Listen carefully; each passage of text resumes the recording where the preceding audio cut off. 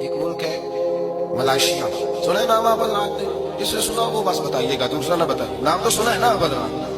Malaysia میں کوئی جماعت نہیں گئی کلمہ پڑھانے کے، فوجی نہیں گئے، سارا ملک مسلمان ہو۔ کیسے مسلمان ہوا؟ دو صحابی تھے، ان کا کام نہیں چلتا تھا، ان کی دکان تھی طائف میں، کاروبار نہیں چلتا تھا، تو انہوں نے ارادہ کیا، کہنے لگے یہاں کام نہیں چلتا، جگہ بدل نہ لیں، نہ بدل لیتے ہیں۔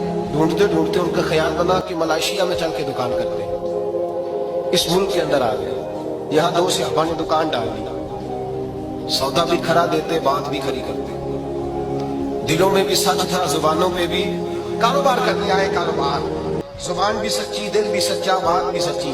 جو آدمی آتا اس سے محبت کرتے، اس کو کہتے یہ سودا جتنا تو لینے آیا اس سے تھوڑا بھی لے گا تو تیرا کام چل جائے گا۔ لوگ سمجھنے لگے یہ خیر خواہ ہے۔ ایک دن کے اندر 5 وقت وہ دکان بند بھی ہوتی، وہ بند کر کے دکان نماز پڑھنے جاتے ہیں، کہتے ہیں جب واپس آتے تو دکان کے بعد لائن لگی ہوتی، سودا خریدنے والوں کی لائن لگی ہوتی، لوگ کہتے ہیں کہیں اور سے نہیں لینا، انہیں سے لینا ہے۔ یہ بات سچی کرتے ہیں، بھلے کی کرتے ہیں، خیر کی کرتے ہیں۔ جو آدمی اپنے گھر میں کوئی کام کرانا چاہتا پہلے ان دکانداروں سے جا کے مشورہ لیتا، کہتا بھائی یہ چیز مجھے چاہیے، میرے گھر کے اندر کتنی لوں تو کام چلے گا، کیا کروں؟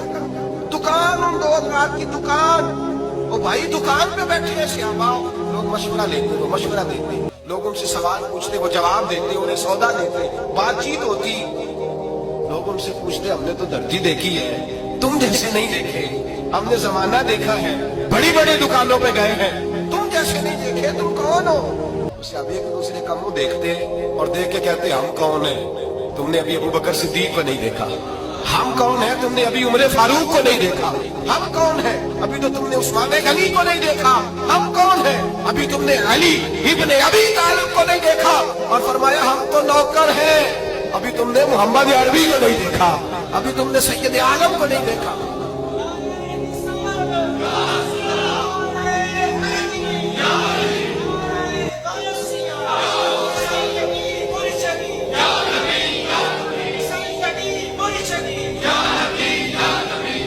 ابھی تم نے دیکھا ہی کہاں ہے؟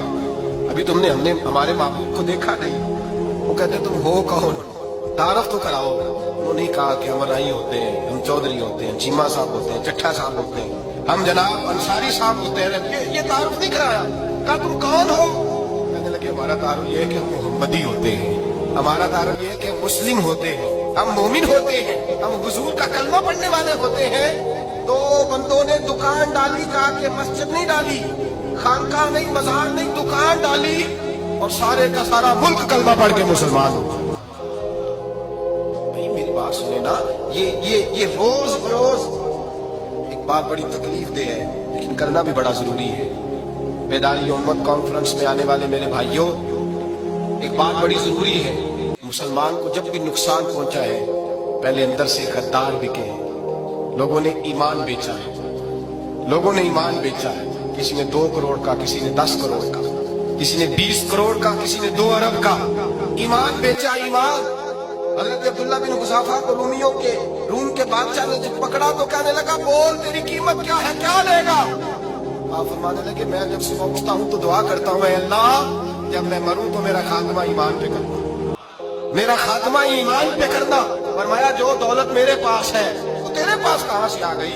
میں ایماندار ہوں، یہ سب سے بڑی دولت ہے۔ میرے بھائی یاد رکھیں، سب سے پہلی بات یہ ہے بحیثیت مسلمان، بحیثیت مومن، بحیثیت ایک رسول اللہ کے غلام کے، ہمیں اپنے خیالات کے اندر، سوچوں کے اندر، ہمیں اپنے مزاج کے اندر ایک دوسرے کے ساتھ ہمیں تھوڑا سا نرمی پیدا کرنی پڑے گی، ہمیں پورے طور پر اپنی تربیت کرنا ہوگی۔ ہم اپنے وعدے کو نبھا کریں، ہم جس ذمہ داری پہ ہمیں بٹھایا گیا ہے ہم اس ذمہ داری کا پاس اور لحاظ کریں، ہم احساس پیدا کریں کہ ہمارے کردار و عمل سے کوئی دور ہو رہا ہے یا قریب ہو رہا ہے۔ اقبال کہتے ہیں کوئی کارواں سے ٹوٹا، کوئی بدگما حرم سے، کہ میرے کارواں میں نہیں خوب دل نوازی۔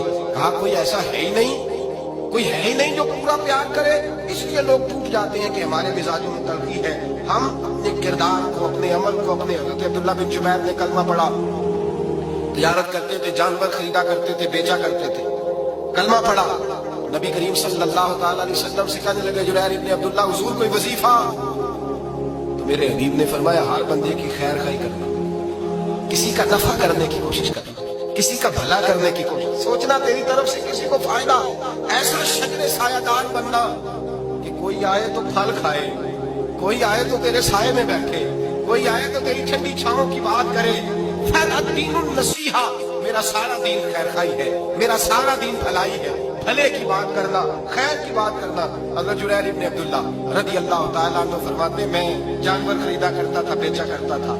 पहले दिन गया, एक यहूदी से घोड़ा खरीदा, 3 दिनार का सौदा तय हो गया। आप फरमाते मुझे उसने दे दिया, मैंने उससे ले लिया। जब मैंने घोड़े की लगाम पकड़ी तो वो बड़ा मेरे पीछे चलने लगा। मैंने कहा ये तो बड़ा अच्छा है, ये तो बड़ा नरम है, ये तो तंग नहीं करेगा, ये तो घर में भी रखा जा सकता है, इसलिए कि ये भागता नहीं, ये जो है शरारत नहीं करता। कहते हैं ये तेरा घोड़ा 3 दिनार का नहीं भाई, ये 6 दिनार का है, इसलिए कि ये बड़ा अच्छा है। ये बात कहते ही छलांग लगा के घोड़े पे बैठे, ये मुझसे भगाया तो कहने लगे ये सवारी के लिए भी बड़ा अच्छा है, ये देखो इसने जिद ही नहीं की, मुझे टैक्स ने दिया है, ये तो 9 दिनार का है।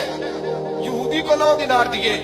और जब जुरैर इब्न अब्दुल्ला पलटे, यहूदी ने आवाज दी, कहने लगा जुरैर कोई व्यापारी है तू या कोई नया है, तू कोई है या कोई नया है?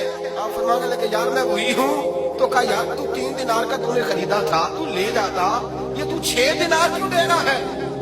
जुरैर इब्न अब्दुल्ला रो पड़े, फरमाने लगे पहले मैं सिर्फ व्यापारी था, अब मैं साथ मुहम्मदी भी हो गया, अब मैं साथ रसूलुल्लाह का गुलाम भी हो गया, अब मैं गुलाम मुस्तफा भी हो गया। और करीम ने मेरे साथ वादा किया है, वादा लिया है मुझसे कि मैं खैराई करूंगा, भला करूंगा। मैंने 9 दिनार का खरीदा है, बाजार जाऊंगा तो 12 का बेचूंगा, 3 दिनार का मुझे फिर नफा मिलेगा, मैं तुझे धोखा क्यों दूं? ये कह के जैसे ही सवारी का रुख फेरा, वो यहूदी छलांग लगा के पीछे बैठ गया, कहने लगा बाजार बाद में जाना, पहले मुझे भी जरा रसूलुल्लाह का दीदार करा दे, मुझे भी बता देना।